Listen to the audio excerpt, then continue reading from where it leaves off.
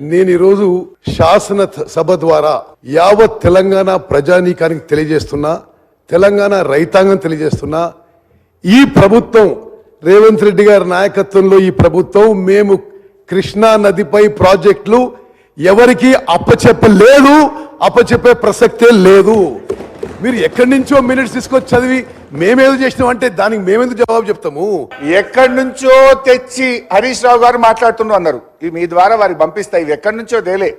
ఇది Krishna river management బోర్డుది కేంద్ర జలవనరుల కార్యదర్శి, తెలంగాణ ఇరిగేషన్ కార్యదర్శి, ఆంధ్రప్రదేశ్ ఇరిగేషన్ కార్యదర్శి అందరూ సంతకాలు పెట్టి నెల రోజుల్లోగా ప్రాజెక్టులు అప్పచెప్పుతామని వచ్చిన మినిట్స్ ఆఫ్ ద మీటింగ్ ఇది మీ ద్వారా పంపిస్తున్నా, అని చదువుకోమనండి. నంబర్ 1, ఒక్క మీటింగ్ కాదు, రెండో మీటింగ్ జరిగింది.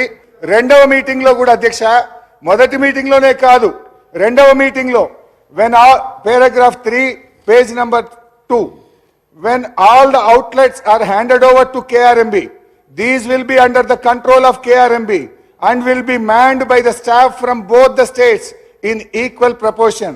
The staff will report to KRMB though their salary and their benefits will be paid by the respective state governments. మీరు ఇయ్యకనే పోతే ఉద్యోగుల డెప్యుటేషన్ ఎందుకు వస్తుంది? కేఆర్ఎంబి నడుపుతుందనే ప్రస్తావన ఎందుకు వస్తుంది? ఇప్పుడు ఏంటంటే బేసిక్ గా మీరు ఇచ్చిండ్రు, ఒప్పుకున్నారు.